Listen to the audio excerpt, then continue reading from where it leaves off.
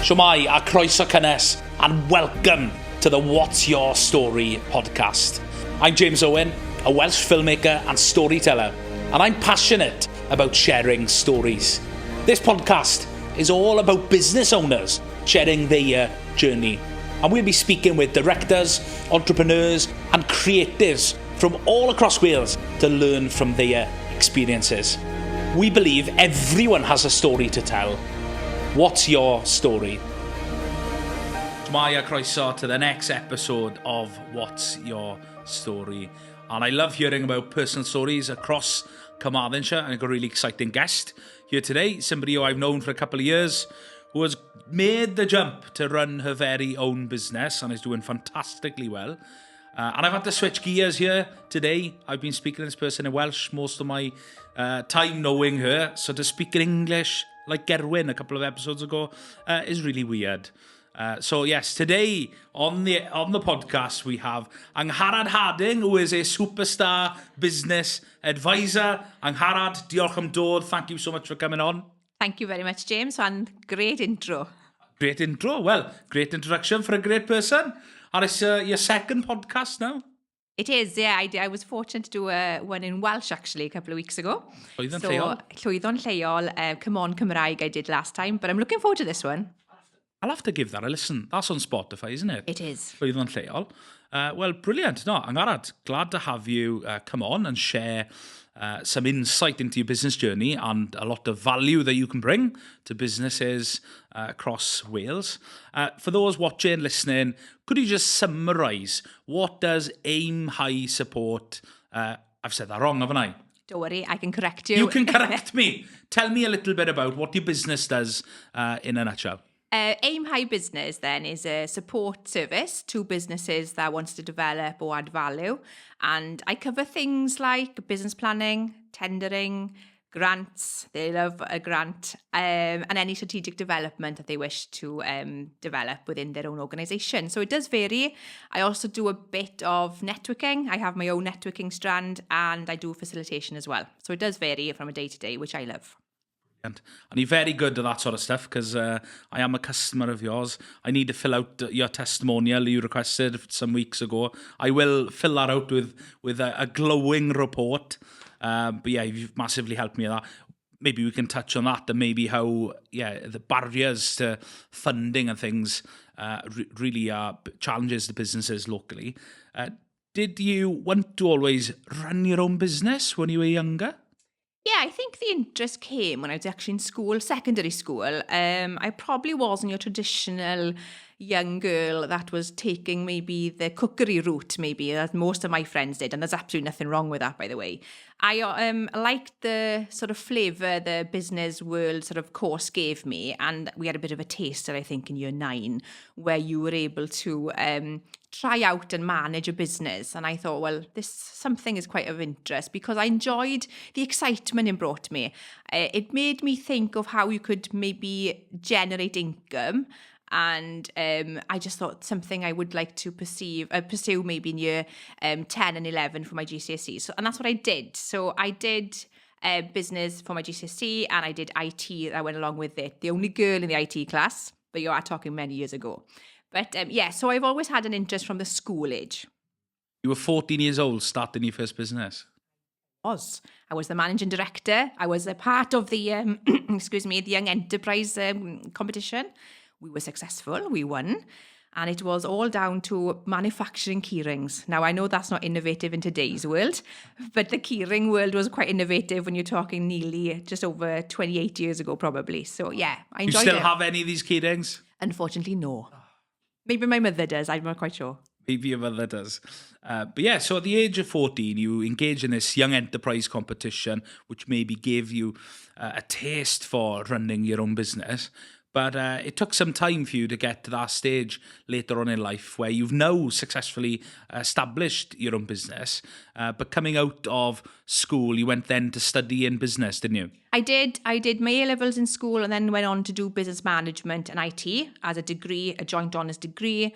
But if I'm really honest with you, and most people listening probably or watching, the real experience came from the world of work. And, you know, at the age of 21, graduated as a business probably thought, this was it, I was making it. And then you went to a job and then the reality kicks in and you're thinking, actually, what you've been learning, which was great foundations, is maybe slightly different to the real world where I think, businesses at different stages of their journey, you have to have the knowledge, experience, risk-taking, investment. So it was then the real learning for me, being in the world of work. And with the degree in business management and IT, what was the sort of first experience in the world of employment for you? What was your first job coming out of uni? Well, I was a business engagement officer for Antur TV, and now is called Antur Cymru, which involved maybe engaging with not-for-profit organisations, making sure that they were running their not-for-profit organisations successfully as a business. And that, again, is a different avenue to the private sector when all the profits are ploughed back into the charitable aims. I was there for a year, and then I was fortunate then to move on to the local authority in Carmarthenshire as a business development officer, where I enjoyed my time for the 12 years then, doing various roles within that job title.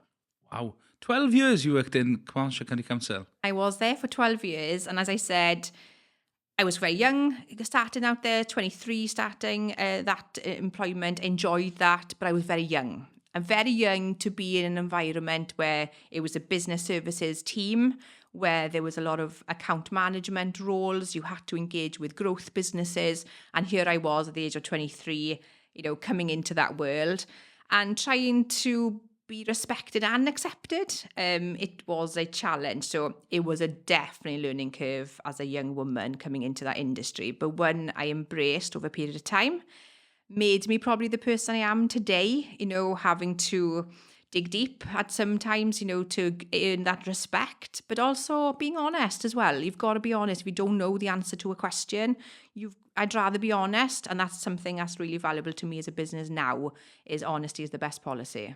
Absolutely. Do you know what? I say that all the time because for me, integrity is a personal value of mine.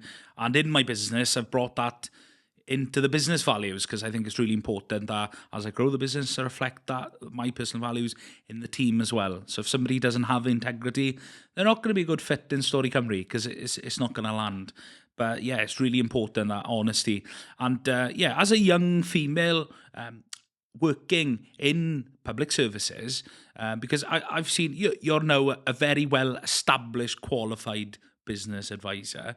In my line of work at networking events in Wales and so on, I come across a lot of business advisors. Everyone and their dog is a business advisor, right? But I think it's really important. What you've had is that qualification, and that was something that was at the time in your job mandatory. You had to do it. So what was it like then, getting your qualification as a business advisor at the age of 25 as a young woman? Yeah, it was something I recognised we had to and should have had. If we were going out there advising businesses, we definitely needed that qualification to support the actions. And I embraced that. I was quite young, hadn't left education for that long, so going back into doing that qualification was absolutely fine for me. I enjoyed it. Some maybe were going back into doing that qualification or had been out of maybe education or that sort of circle for maybe 15 years who maybe didn't find it as easy. But I think it was important, not just for the businesses, but for myself as well, as a bit of a check, actually. What I'm saying, is it right? Things change all the time. How am I going to keep going and changing with the times? Economic changes happens. Situations change. So it was a good starting point for me, but you've got to keep going, if that makes sense. So I'm not criticising anybody who hasn't got the qualification. But but for me at the time, at the age of 25, it was something natural for me and one I've embraced and I'm grateful for. And I'm able to share that I am qualified, however what that means to people. Some people say experiences of business is more than that qualification, and rightly so. True. But for me, at that point in time in my career, it was the right thing. Yeah, I mean, for myself, I'm a qualified filmmaker, but I know lots of people in the industry who never went to film school and they're doing very well in their businesses. So there's a lot you can learn from university, but it's not the only route to succeed in business. No. You can just learn on the job, so to speak. Absolutely. Combination of both, I think I've had. Absolutely. And I think there's a lot that we can learn from academia in terms of theory and foundational learning, but a bit like driving a car. You never really learn to drive a car until you actually pass your test and you're out on the road. Absolutely. I think that's that live experience. Yeah, for you, growing into that, in that workplace now, when you were back in Carmarthenshire County Council, you qualified as a business advisor. You had the opportunity then to go into some larger businesses with lots of teams and staff to then give them advice on maybe how they could improve their businesses. What was that like for you, going to some maybe successful, reputable businesses across the region and then giving them advice? Yeah, it was a challenge, I think, but one I had to believe in. I remember going to one business in Whitland who had 80 staff, a neurological company who were manufacturing, doing brain surgery in America and so forth. So, I was the MD at the time, was older. He was been in that role before I was even born. So who was I going to come in there and tell him and his senior staff what to do? So what I learned very quickly was, how could I add value to that organisation? What was the purpose of the meeting? How could we add value? And the quick win for me at that point of time, and with many of the businesses, was connecting the private and the public sector together. So what could the public sector offer the private to add value? And things like then tendering would come in, or maybe planning applications, they wanted an extension. Maybe construction. I was had an account management role with the construction industry. So when they tender, how can they, get best value? How could local people? And then I could help and guide them to add value in the strategic development and guiding them. So it came over time, but I had to think very quickly, who was this 25, 28-year-old coming in, telling somebody. So I didn't do that. It was trying to add value in a different way, and hopefully then would have a longer term effect on the business. And in your time working in the local authority, what have maybe been some of your highlights with some of these businesses that you've worked with? Maybe them actually seeing them implement some of that advice, and maybe you've made some good relationships and good friendships through some of these organisations, or maybe some highlights working within local authority for you, Angharad? Yeah, it was great. There's many I could share with you. From seeing a business idea develop into a successful business and still operating to this day is excellent. One in Llandailo, I remember helping right at the beginning, Cuckoo's Nest. It was literally an idea on a piece of paper to exploring a property, still running, operating, and probably 15 years on, still there and growing, which is great. That's one of a startup situation. There's construction ones. Great highlights for me. There was a big development in Croissants. A construction company won the tender, so I was the link between them and the local authority. I was pregnant at the time. Risk assessments had to come in. Viz jackets were created for me as I was growing. And that still working relationship is still there, and it had to be site visits. You weren't going to be in an office in the construction world. You had to see real life situations. So I enjoyed all of that. I enjoyed going on site. I was the only woman and I had the construction portfolio. But I enjoyed that sort of, I come from quite a rural background outdoors. So for me, construction, but it was funny when I first turned up on site with a hard cap and thinking, what's this girl doing? But then I had a great relationship with them, and that development is up and running. The food park in Croissants, and we were behind. There were many others that were involved, but that was my role as well, so I enjoyed it. So there are many highlights that vary from startup to growth to young enterprise. I did a lot of youth entrepreneurship as well, going into secondary schools, educating them on the opportunities. A lot of people don't maybe think about Carmarthenshire or the region as a place of work. So educating young people on maybe the business or opportunities through tendering, because obviously when you win a large tender, there is an expectancy for that successful business then to employ local people, and how to access that. So it's connecting people. And I enjoyed the variation of it. I managed the properties in Delta Lakes, not far from Llanelli here, the Beacon. So I was in the managerial role there, managing those units. So the job title didn't change, but the role changed. And then, of course, the funding stream came in, European funding. I had to deal a lot with that. So all of that experience has allowed me to be where I am today in my business. And I'm ever grateful for that opportunity. And you didn't grow up in a farm, you grew up in a very rural area.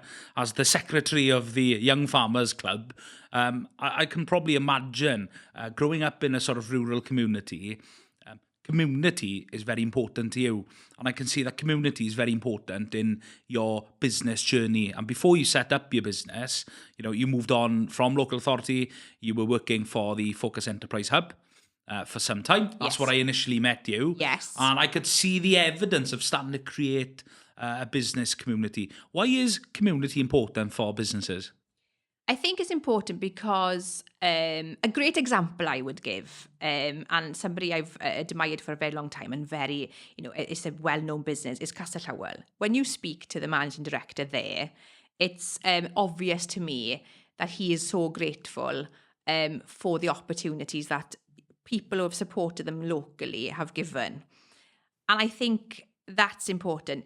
Without people in the community, there isn't necessarily a business, because you need your customers. And customers form part of a community of some sort, whether that's in a business community, a village community. I just think is really, really important. So for me, keeping people connected, for me, my line of work, word of mouth is really important. If I was to look at my marketing side of things, there are elements where social media is very important, but word of mouth. And to get that word of mouth, you need to build trust with people.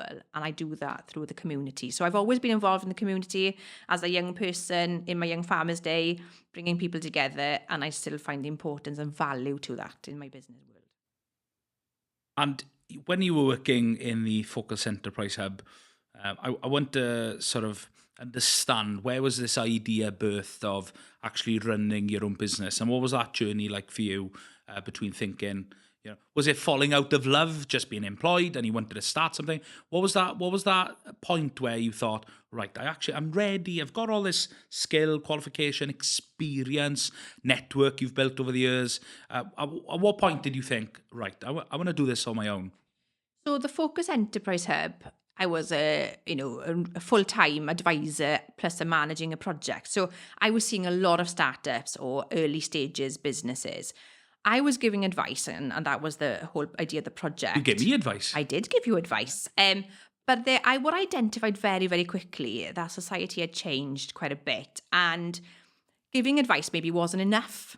People wanted support on how to do it. So, for example, if I was to give advice to a business, you need to consider X, Y, and Z within your business plan.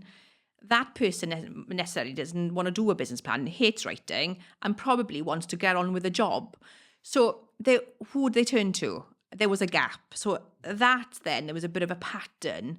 I thought that was just one example of many. So, even registering the business, you're thinking, the confidence that people didn't have. So because I worked in the public sector and did a bit in the private sector, I could see, there were tendering opportunities. I was mentioning tendering. People wouldn't say, oh, no, that's not for me. I wouldn't know where to start. And then you'd give advice, but you still have to do it and have the confidence to do it. And I could see over the couple of years, there was a need here for this service. So that was in my mind. And my personal reasons then, I have 3 children, active children that are in sport. And my eldest then had an opportunity to develop his football opportunity with Swansea. So his schedule was very, very difficult with early starts, 4:00 starts in Swansea. So I thought to myself, is this the right time now? This advice I've been giving a lot of people, should I start to consider identifying the gap and maybe doing it for my personal reasons as well? So, and that's what I did. I did it. You did?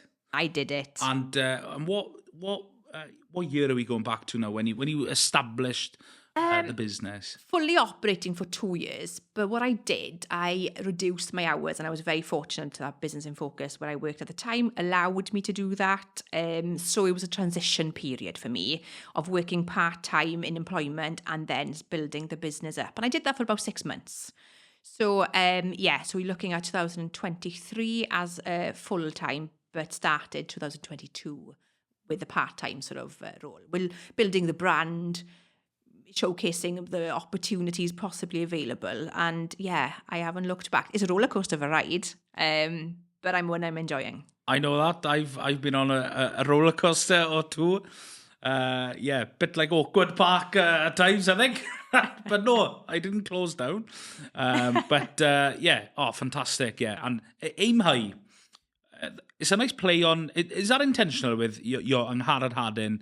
One of the reasons I forgot your business name, I know you was Angharad. I don't really think about aim high because you are yourself. I think it's very hard for you to. And maybe this is something you may want to do. You might want to grow it into a big consultancy. I don't think you do you? I don't know. I'm not quite sure about the consultancy. Some people, I used to have a perception of consultancy, and this is no criticism of any consultants out there because there are very good, unique, specialist consultants out there. But years ago in my public sector sort of days, sometimes consultancy would just be a process of adding a few knots to things. So I was very worried about calling myself a business consultant because of my experiences in the past. But I will want to grow, but the time's not right for me at the moment. But I have other ideas, so there will be some announcements over the next few months, so some changes with Aim High business. Exciting. So for you then, you were very fortunate. Business in Focus, they allowed you to drop your hours, which then I think is probably the right way of growing a business. I think for people to just quit their job and just go 100% in, it might work for some people, but it's very difficult. If you've got a mortgage, if you've got kids, I don't think that's a wise, sensible risk. I like to take calculated risks. You've got to take risks in business, right? Yeah. You've got to. But I think, the way you've done it is probably a good example of somebody working a full-time job, having a bit of a passion, and you've seen the gap there, and you've had a lot of experience over the years understanding what the need is. And like, for myself, I'm busy making films, right? I'm busy out meeting customers. I haven't got the time to fill out the grant paperwork. Like, it's just so you fitted that need for me perfectly. When I needed to invest in some new infrastructure and wanted to apply for some grants, who did I pick up the phone to? Angharad. You came, you saved the day, you smashed it out. In a day, you delivered a grant application for me. I couldn't believe it. And I've probably never paid an invoice quicker than paying yours because I was very grateful. But yeah, fantastic to hear that and to see you doing very well. And what's it been like going from, finding one retainer customer, working alongside them, supporting their business, almost like as an internal director on the team, to then no, it's grown quite quickly for you, isn't it? It has. I was very fortunate because of maybe the 20 odd years I've been in the same sort of industry and sector. I was able to maybe call upon some of the people I'd come across over the years. And I think that's really important. So I am lucky. I have got a business on a retainer basis where it's a manufacturing company. And I think that allowed me to put me at ease a little bit to cover the bills and to allow myself then to grow the business. So I did have a business, still do have the same business, and I enjoy working for Natural UK, Nappy Cycle and Natural Environmental up in Capel, which I'm, without their support in the beginning, probably would have been very, very difficult, and no doubt it is still difficult. But I think for people listening to this, maybe having that sort of buffer, maybe just to put you at ease a little bit to cover the bills is always good. But obviously you grow as a business then over time. Confidence is massive. People will maybe look at me thinking, oh, she doesn't lack in confidence because when I do the facilitation of my networking. But it is difficult. We know when you send that pricing quote out and you send that send button in the beginning, I still have those moments. Will they want this? How can I express myself or adding value? And I still have those nerve-wracking sort of moments. But it's paid off, and you've got to have a bit of fire in your belly really to do that and keep going. As I said, it's a roller coaster, but I enjoy it, and I like making that, if it's something small but can mean so much to a business, I've done my job then. So it's not about selling things to them. You need me. It's about how can we add value to something you want to achieve, and then hopefully that support will come through naturally. And if it's not me, it's not me, and I'll say that as well. That's really important. Yeah, I think when a customer or prospect has a need and you can't fill that, there's good business practice in turning that work down, isn't it? Because ultimately, you'd be failing that business if you were to take on that work. It's not something you can deliver. which is quite bold to do, especially early on. You know, a lot of people setting up businesses, young, whether they're young people or young in their business journey, you sort of, the advice is say yes to everything and work it out later. And it works in parts, but, you know, sometimes that can go very south very quick, can it? Oh, I would never do it. I've said no many times. It goes against me mind because you want to help everyone. But if I genuinely can't help, or if I think their idea is something I can't maybe write about because it wouldn't meet the criteria of a tender, I would say, or I say sometimes to people, I don't think you need my help.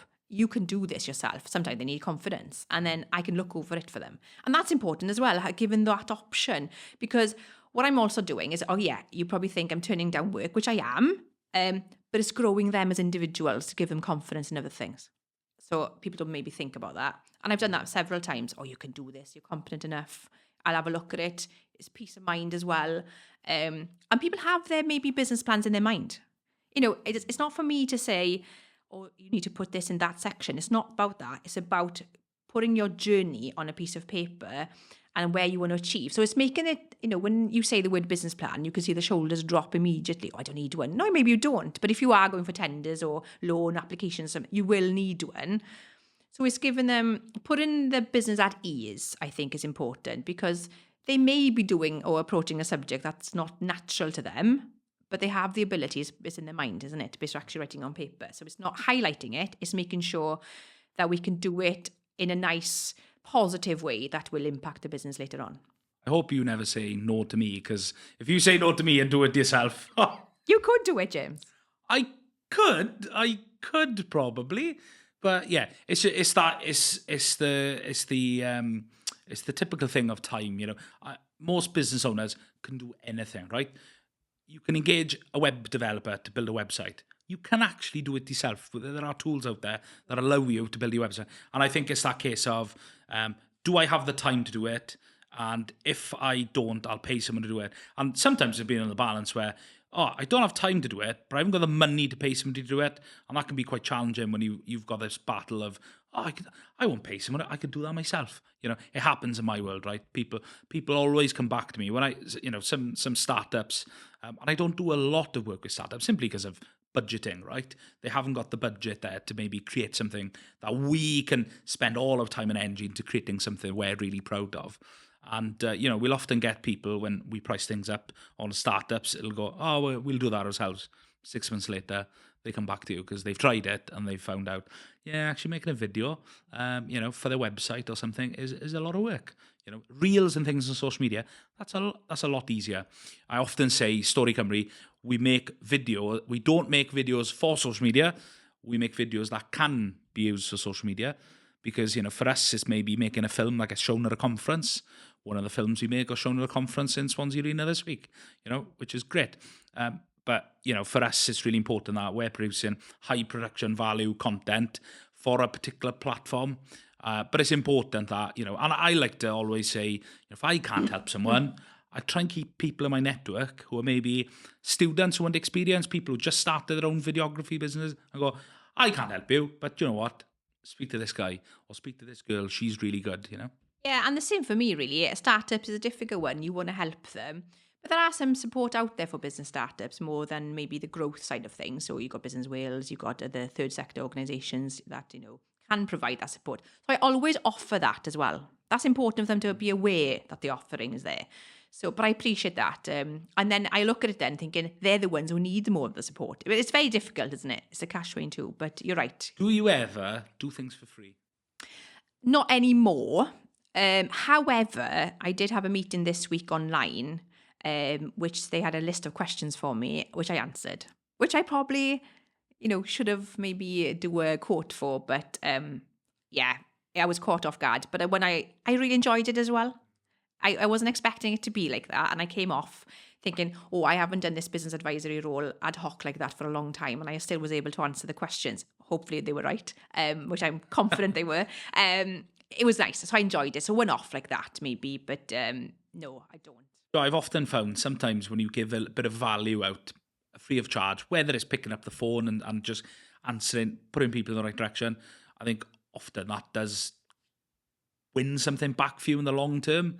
because even if they're not in a position to actually do business with you, they might know somebody who does need your services. Absolutely. And that is an opportunity you can win then and actually get paid for, isn't it? Yeah, no, I don't think about it like that. It's just you've got to value yourself as well. And because it's the main source of income for me now, I just think it's really important, maybe my prices are too high or too low. I think I'm thereabouts, but they're all right. that's good to I'm hear. happy. Good. But I think, yeah, you're right. I think if we can add value, what's a couple of minutes, 10, 15 minutes of advice, isn't it? So, yeah. So Aim High Business Support has been running for over 2 years now, I believe. Is that right? Yes, that's correct. And what are some lessons you've learned 2 years running your own business, Angharad?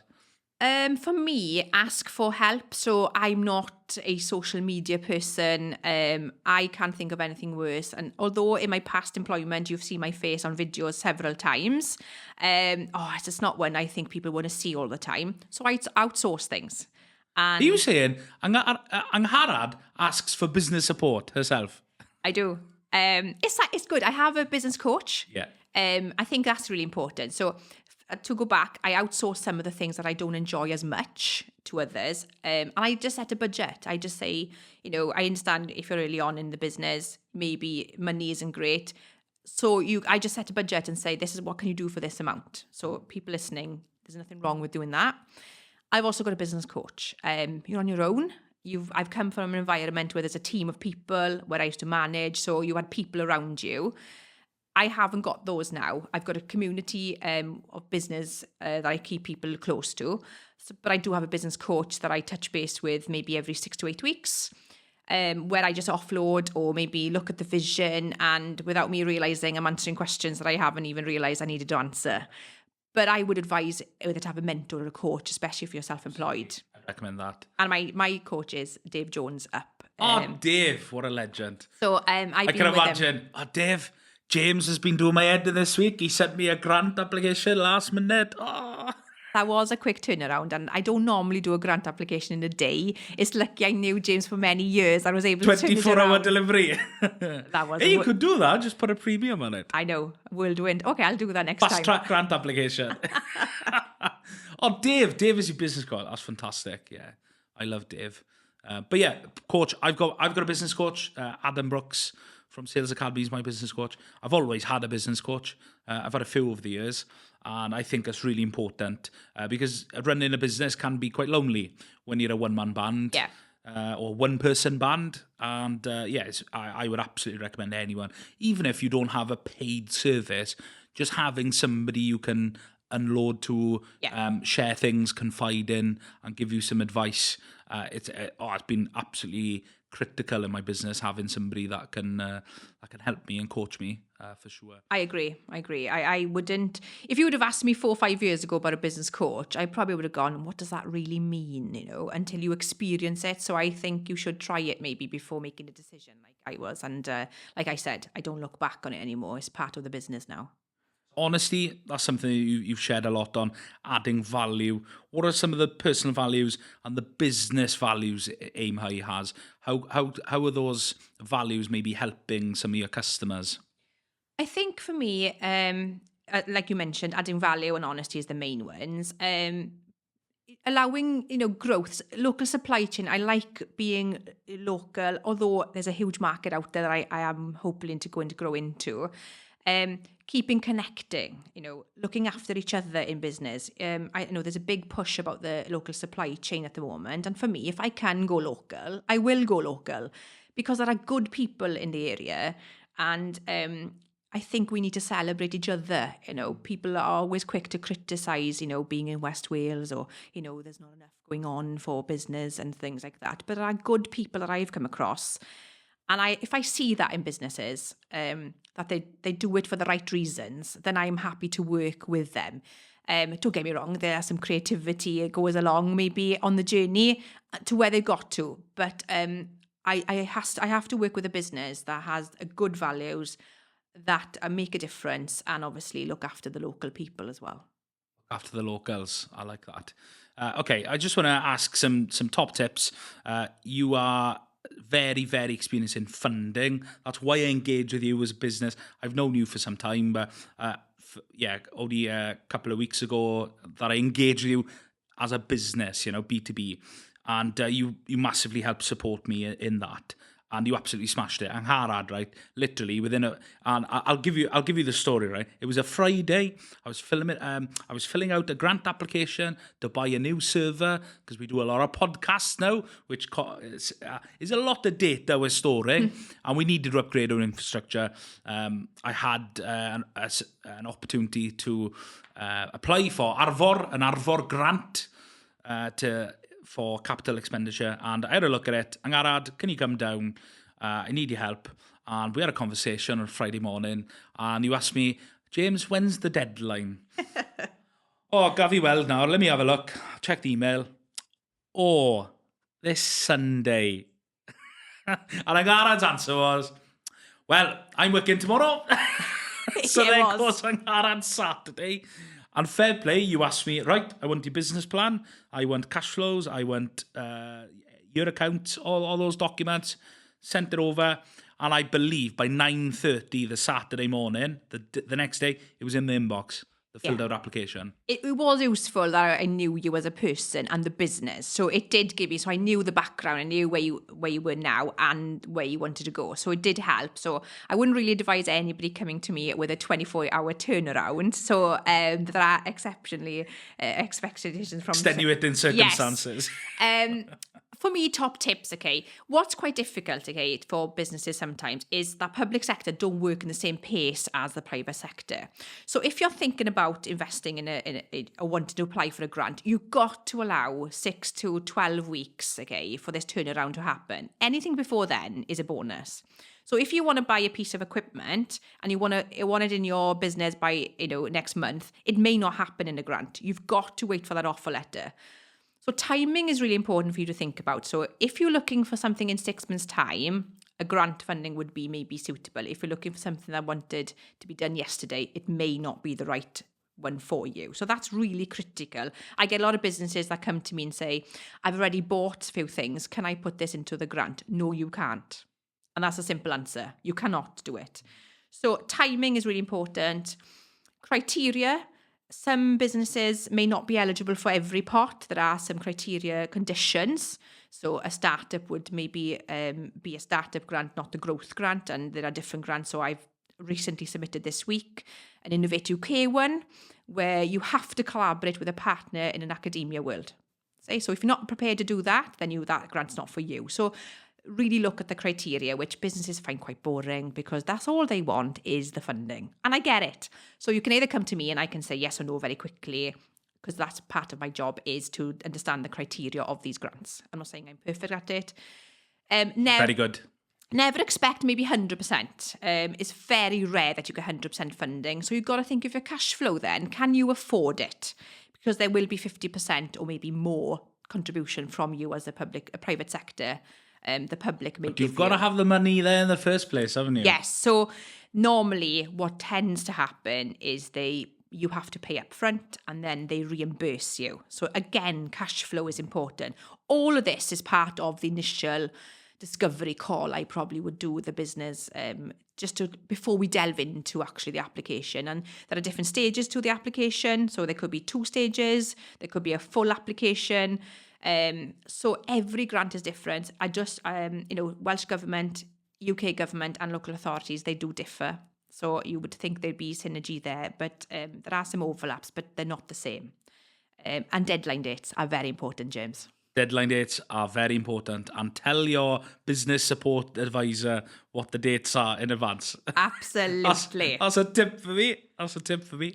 Oh, great. Yeah, because I think, funding can be such a barrier for some businesses, but there's some great tips there on getting prepared if you're going to apply for a grant, is having the money up front. Which is difficult, but that's just how it is, unfortunately, isn't it? Having the money. And also, if you need to buy something next week, it's probably, like you said, you've got to allow that time because, these funding organisations or whether it's local authority, Welsh Government, Innovate UK, it's going to take some time for them to process that grant. So don't expect something new by next week. So that's a great tip. I haven't briefed you on this. I usually do with all my guests. But if you've been listening to the What's Your Story, maybe you know what's coming.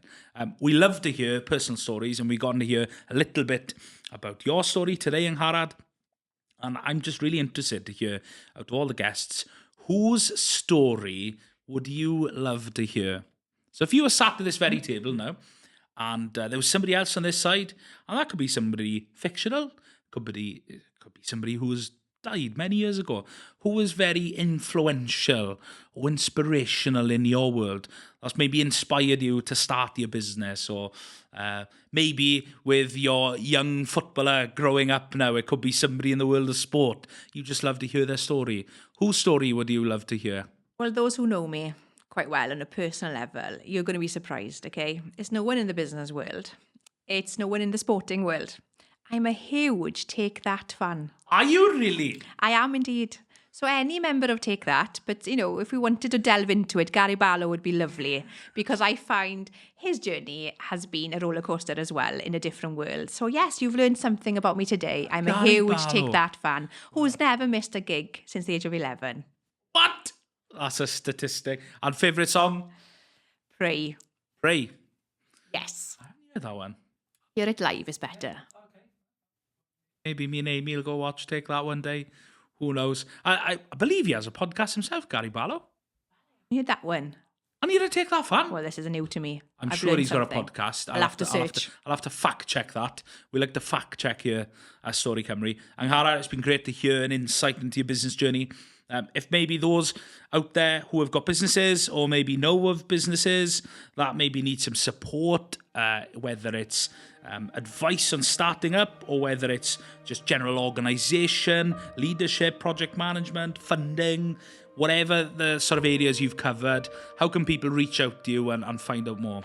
Well, I've got a website. You can come have a look at my website, which is aimhighbusiness.cymru, or I'm on social media as well. But feel free to email me as well, angharad@aimhighbusiness.cymru. But it's been great today, James. Diolch yn fawr iawn. Thank you very much. Dim problem. Diolch Angharad.